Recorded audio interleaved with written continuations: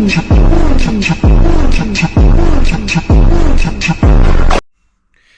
everyone, good afternoon here. It's JP here with Meats Fab and Custom. Today we're going to take on a little project, and I've seen all over the internet, I don't know how many times, how to install an I-beam.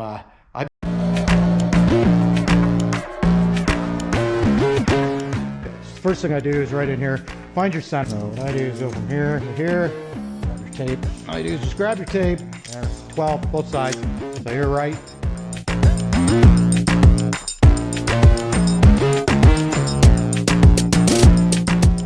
Step is just get that set up in that cross member. That one clamp that I have ready to go. Yep, that's what just hit the phone. Usually use U-bolts, like I said, but so that's about where your ride height's going to be, is right there.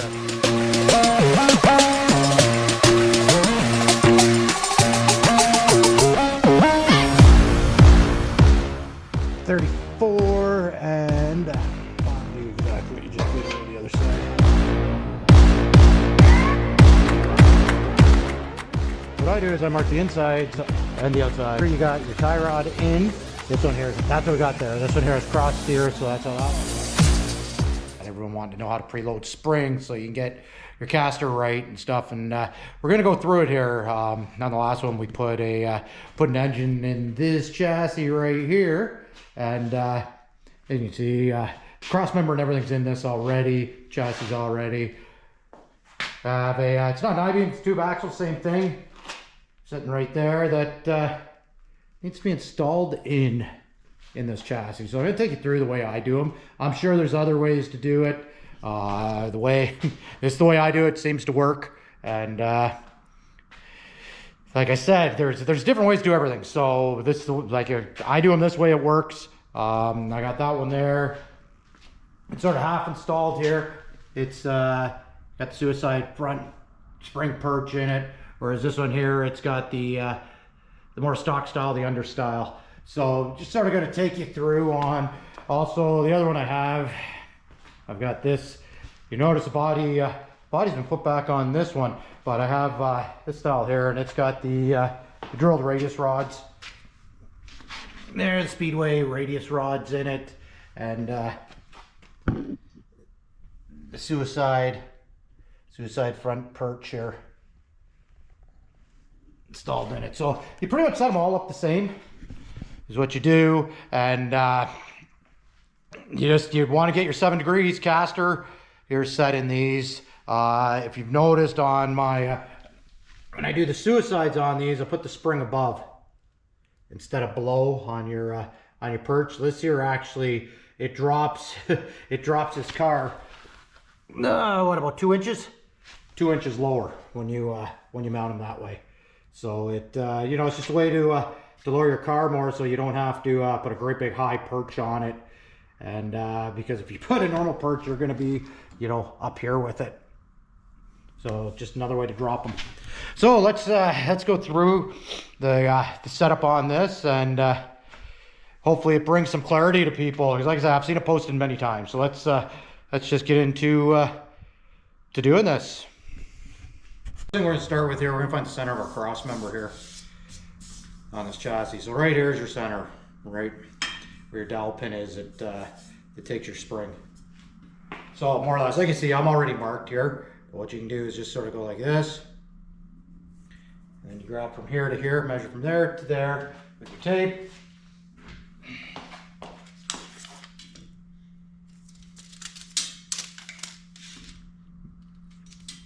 Measure that off. There, that'll be your center. And just take your square.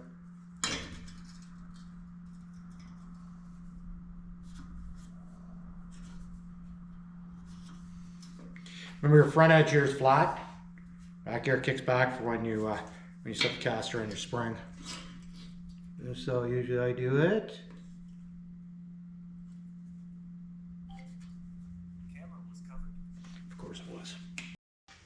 Take a ruler here and you can join up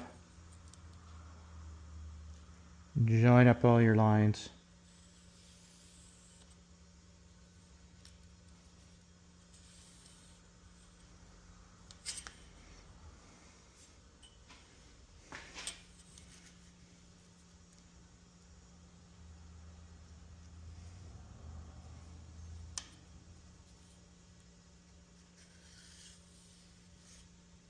There we go.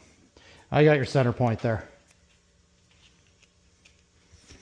Now you take most of your measurements off there, and you'll know everything's all squared up when you get this going.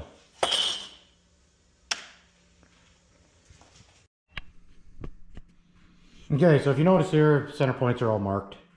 The other thing to notice here is this cross member is straight. So factory Ford ones will drop down.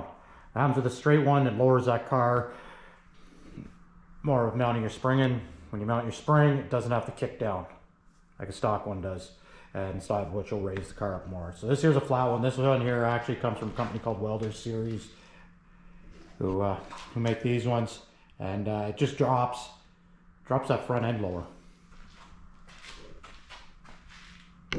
Is what it does. The other thing you notice on this chassis, it's been strengthened in here.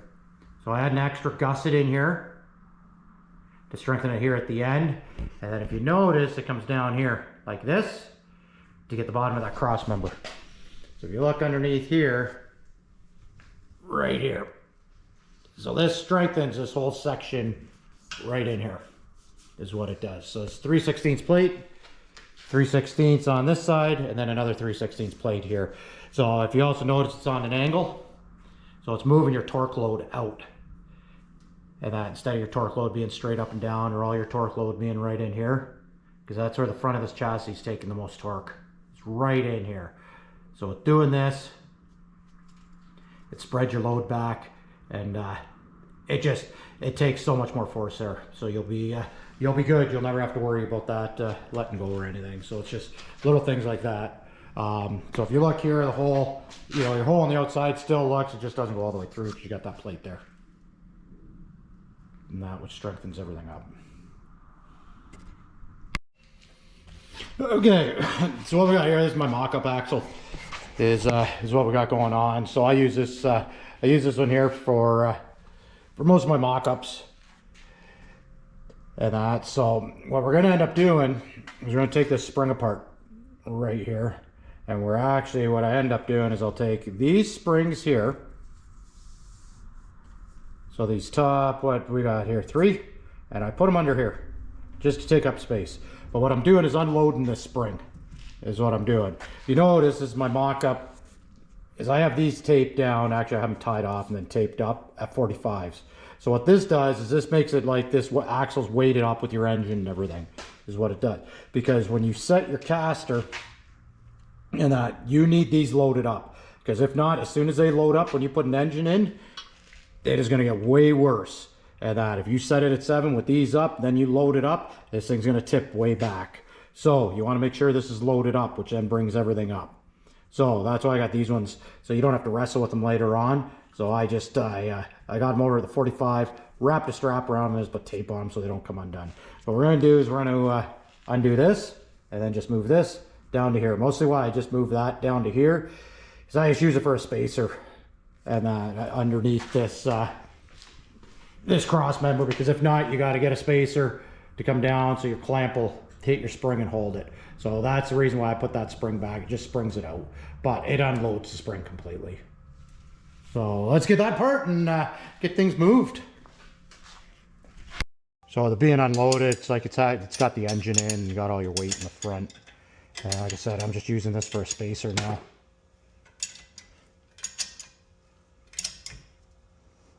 There we go. Next step is just get that set up in that cross member.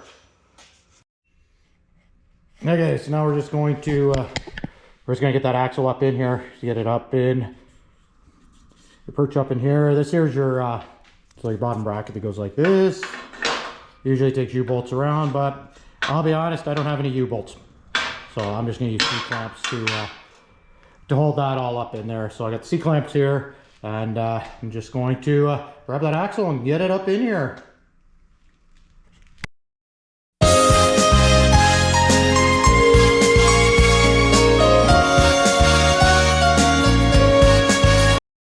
There you go. If you look at that axle, that's about where your ride height's going to be, is right there.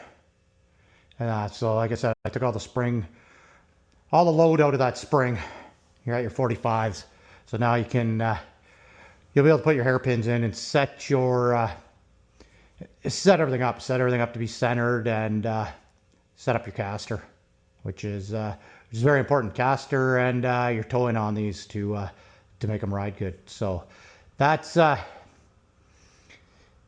we're at with that right now.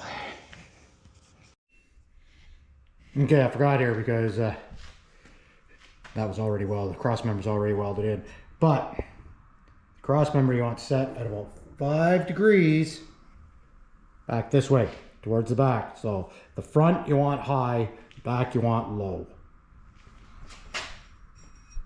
on these. I go about 5 degrees on mine. Then you're gonna set your axle at 7. That way you got adjustment that on it. You can bring them back to 7 if you want to. I find 5, and then when you mount your rad and everything, it's not, you know, you're not building so much of a spacer and everything in your rad. And I've never had any problems with bind or anything on it. So the next thing we're gonna do is we're gonna get the radius rods here, or hairpins, or whatever you want to call them. We're gonna get those put together. Here's one that's this one here is all complete. Here, and this one here has got to be done yet. So if you notice, it's probably hard to see, but this one here is on a 5 degree. These ones here are straight. So it's probably easier to do this. So if you look here, that one's straight, 5 degrees. You can see the difference there. The reason for the 5 degree one goes on the back here. So that goes here. And that is what it does, because these chassis come out like this on a 5 degree. And so they're narrow at the front, wider at the back. So it's roughly about 5 degrees. So what happens with the 5 degree rod end, it'll bring it out like this, which then will line up into your bat wing. So it's either you get the 5 degree rod end, or when you do your mounting, you got to mount that to 5 degrees, which is kind of a pain in the ass, to be honest, to get that right and get everything lined up. So it's just easier to spend a little bit more money and spend a bit more money and get the 5 degree rod end. It makes your life easier than trying to hit, once you get a chassis all welded up, and you're trying to hit it with your drill and a hole saw and everything else and get both sides the same. One side's easy, it's the second side.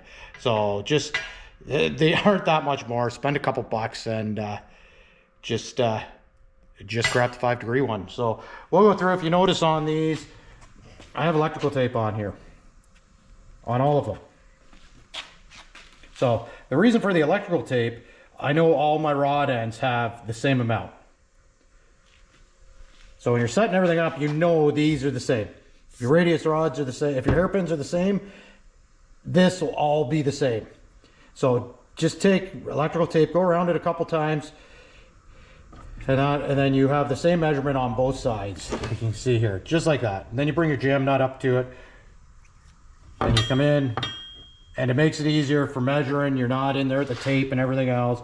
Make your life easy while you're trying to set all this up. Make it, try to make it foolproof.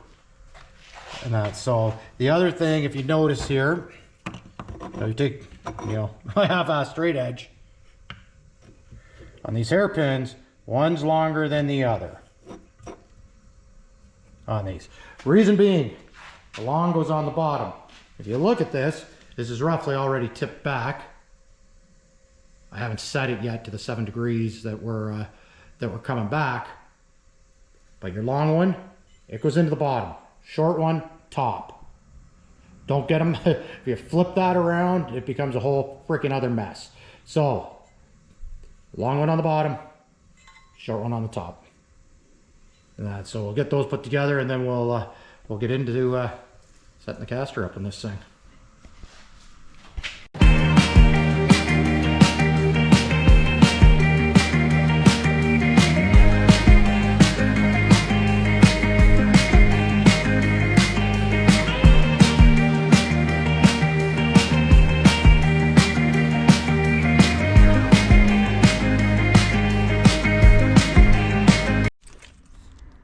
Me and this little guy here, we just got done doing a parts run in the old wagon.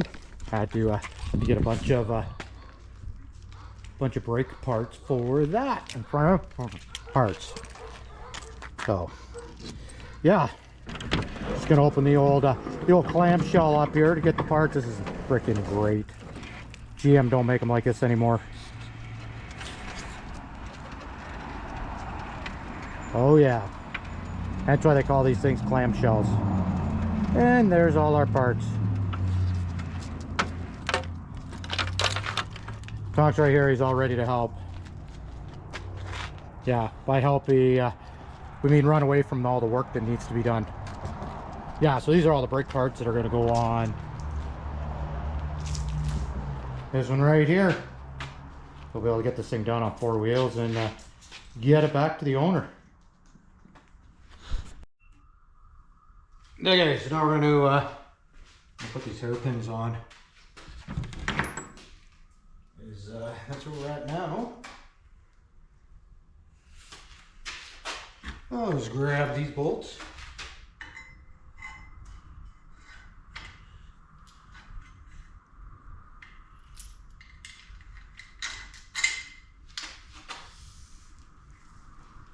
Now I usually use rod ends on these. Reason being, it takes up some of the shock of the ride. It doesn't make it clunk as much because you got rubber mounts and everything on them. So it makes for a nicer ride. You know, we do use clevises as well. I just find for the extra little bit of money, just put use rod ends. They look. I find they look better, and they ride a lot better too. It's easier to set stuff up. So there we go. We got those. Got the front installed. So this here is where you set your caster. Right in here. This is where that all sets. Right there. So by moving that up and down, that changes your caster angle. Is what that does. So now we're going to set up. The holes are already in this one, but I'm going to show you how to set up that hole so so you end up with the right caster on this, and how to drill the holes so the same on each side. So that's what we'll do now. We'll get that all set up and pretend to drill holes. I've already drilled them and that, but I'll show you how to line everything up and make this all work.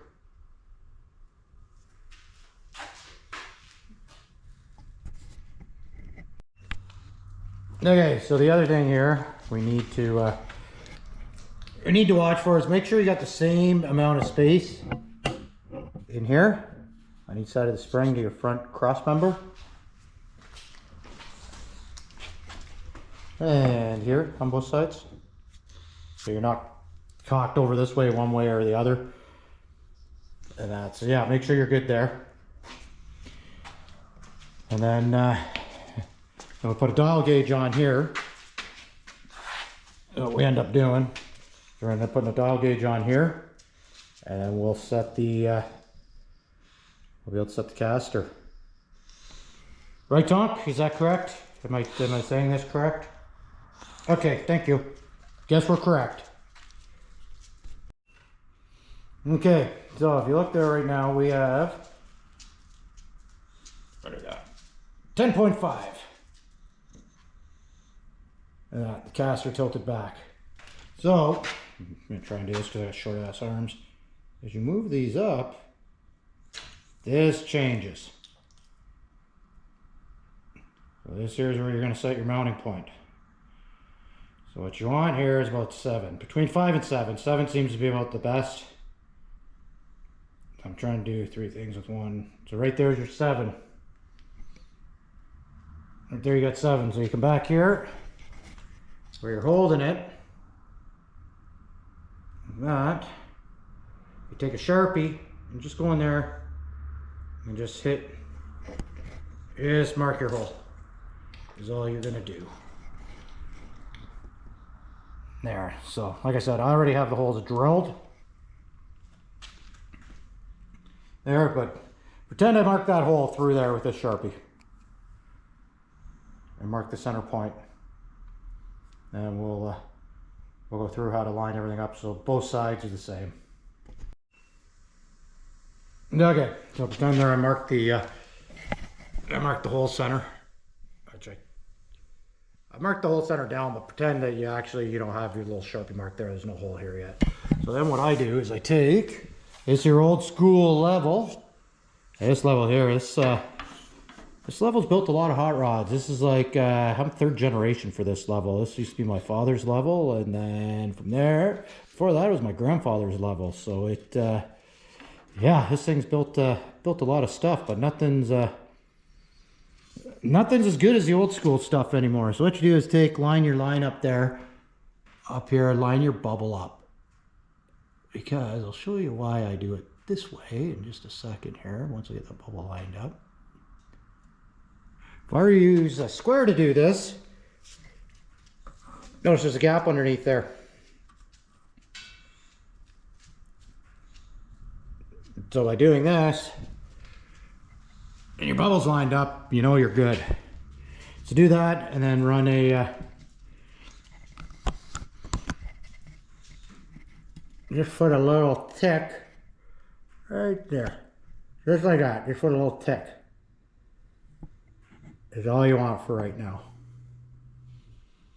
You can run a line all the way up if you want, so you don't lose it. There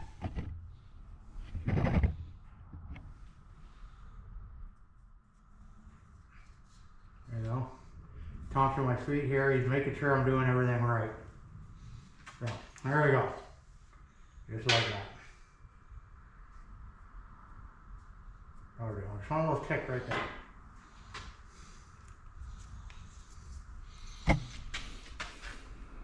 There we go. Tonk, did I do it right? Did I do okay? 0 cares right there. 0 cares. So right there, first side we're good. And that's, so like I said, if your dot was there, next you would take your tape. Just take your tape here like this. Measure up to your center point here. So you'd be what, 3 7/8, and then you tick it there as well. And you tick it across there, and that would be where the center point of that is. So now you got to do the same thing over the other side. So do the other side. You know your cross member's in square. We're already at that point. We know that's in square. So what you can do is take your tape. Okay. Yeah. So just take your tape. Just gonna go here in the cross member, go back to here, take that measurement, 34 5/8 is what you want there. So 34 5/8. So then just transfer that over to the other side. 34 5/8.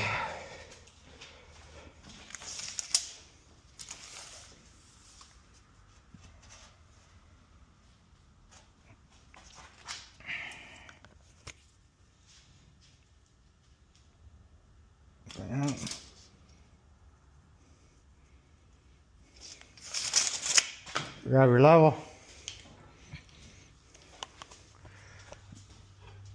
Do exactly what you just did over the other side. So just do the exact same thing you did over the other side.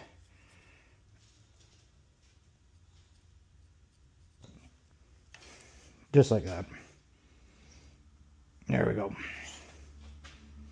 And then, like I said, if you had the dot there, you'd measure up your 3 and whatever I said it was, I forget now. Up to the center there, that's found your center point on this hole. Now, if you notice, I just ticked over the top on both sides. Here, this is so we can find our inside on the other one.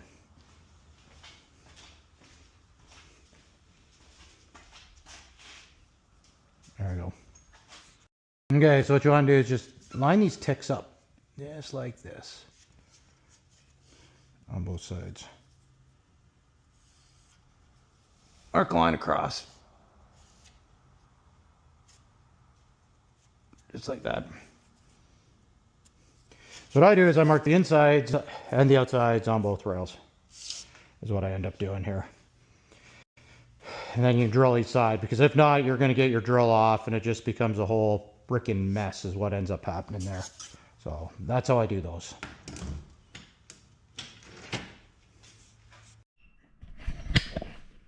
Yeah, so you've marked that side. You're going to measure up your 3 and a bit from here. Center of your hole. Mark it. And then you're going to put pilot holes. And you're going to drill one side at a time. So center punch this. Center punch your other side. Drill a pilot hole. Drill a pilot hole. Same thing here. Drill a pilot hole. Drill a pilot hole. When you do that, and you're just going to go here at the hole saw, there at the hole saw. If you've got everything lined up right, shouldn't have a problem. So like I was saying earlier here with these 5 degrees, if you don't have a 5 degree, now you got to make this at 5 degree. Right now we're just drilling straight through. That's what we've done with these lines.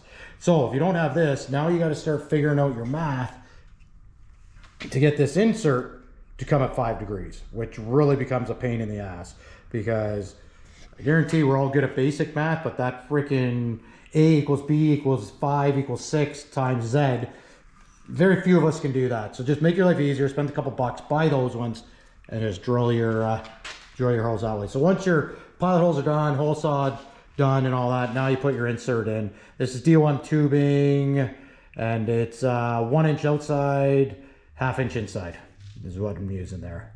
And you can see there, TIG welded in, and to hold it, and away you go. Okay, so now we've got the holes all drilled, everything's tacked in, welded up. Now we can take your bolt, bring this over, zero stone, bring that in tight. Go.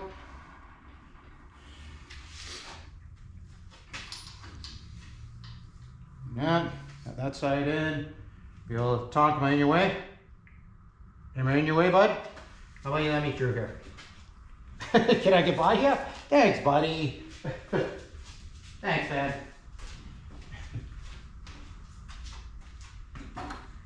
This side here in.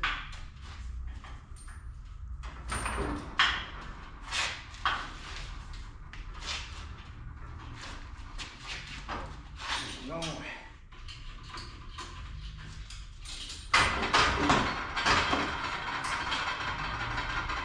There we go. Both sides. And we got our space there.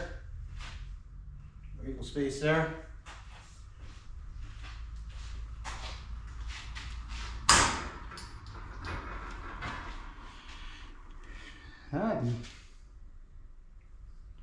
There we go. Everything's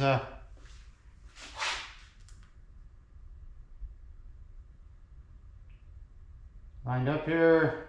Sitting about 6.4. So once we load that up, we'll probably load up a little bit more. When we put the engine in, it will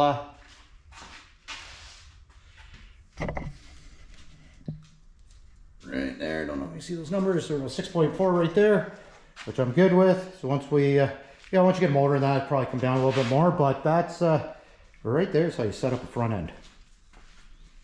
So it's not that bad to do. Like I said, take the spring apart so you can load that spring up. And next, well, this one here is going to be a cross steer, so that's why that steering box mounts right there. So I'll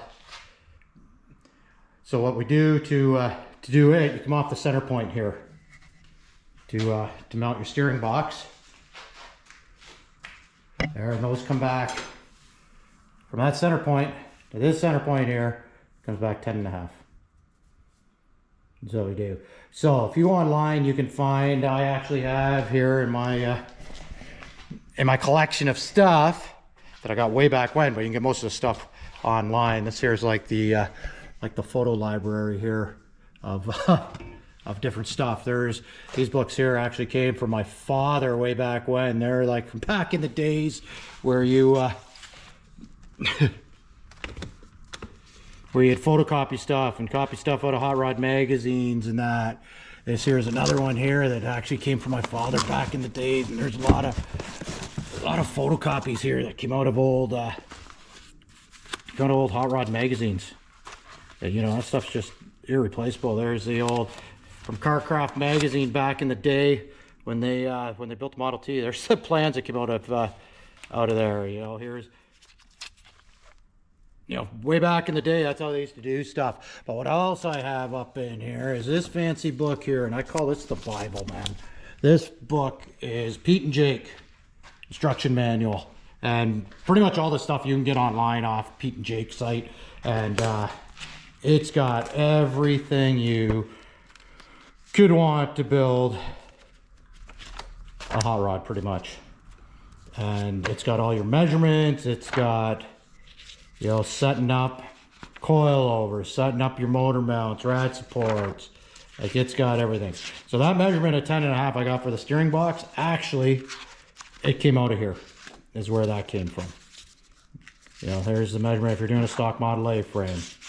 So this thing here, it's handy. Like I said, nowadays everything's online, so it even makes your life even easier than that. But this here is all Pete and Jake. So I highly recommend going on there if you got questions, and go online. It makes life a lot easier than having to photocopy old hot rod magazines and all that. But I'll tell you, those photocopies, they've come in handy a lot. There's wiring diagrams in there, and heck, it's come in handy a lot. And sometimes I find it quicker than digging through the old Google, the old internet. So yeah, so that's how I figured out that measurement there. So what ends up happening is your steering box, I got it right here. It ends up going just like this. So just like this here. So you're gonna have 1-inch spacers on there. So I'll get that mounted up, and that'll be cross steer setup. Okay, so we got the front half of this this Model A pretty much set up. We got the engine mounted, trans mounted. We got the I-beam all in, set up. Hairpins all set up here. So the front half of this is pretty well ready to go here. You know, once you put the spindles and everything, and, you know, final assembly, we'll set up toe in on it. I usually set my toe in usually right around 3/16 toed in, and that shock mounts, they need to be finished up and welded up here. But if you look, 49" is already set up in here. We just got it set up, getting ready to do the four link. We got the brackets here. Not for the 4 link. Roughly, you know, it'll roughly sit in like that. Get that set up. Got about 3.5 inches there, which is what we need. Back here is where the master cylinder goes. So it's sitting down here right now. So the mount's in there. It's just a matter of getting it all mounted up and put into position here. So it's gonna go right in here, right there like that. We got the brake pedal here. It's ready to mount. It goes on this side of the frame, and then comes through your frame. You get a lever on this side, just like this. This way in the end, you got more foot room here because your throttle pedal goes here, and like you saw before, we got the tranny all. Takes up a lot of room, takes up a lot of real estate. So we got that all ready to go in. So next we'll be getting this back half. Start getting the 4 link in the back, and get that all lined up, and then get the rad mounted, and hopefully we see a body here once that's all done. We get the body set on and start getting that all mounted up. So that's right there. That's how I do an I-beam axle, and you know, like I said, there's different ways to do it. That's the way it works for me. So, you know, it works, so I do it. So it's you know, like I said, we'll just keep plugging away on this. Next up be get the 4 link and everything in, and now that I have made a new purchase there of a nice old school lathe, which perfect garage size. Those are getting hard to come by here. And you know, we also got the body set on this thing as well. Back on, I guess. I need to get this one finished up here. A little tour of this one. Kind of got his junk all over the place and that, but Yeah, it'll be a fun little hot rod. That motor there is actually going into that one we're working on. Is where that motor's going. So it's gonna be a tight little fit, and it's got a bit more work to do on that one. And it just got to finish this one here up. That one there should be finished up tomorrow. It's got the 9-inch already installed in it, and bars in for coilovers, because usually I don't do coilovers till right to the end, because you got to play with your ride height and everything. So that's what we got going on around here right now. Got Tonka here. He's still wandering around in my feet. Great dog. Making sure everything's okay. But anyways, thanks for watching, and be sure, subscribe, share, follow, comment, whatever. And we'll keep doing these videos, and we'll keep plugging along on this one. And everyone have a magnificent day, and do something cool out there. Talk to y'all soon. Bye.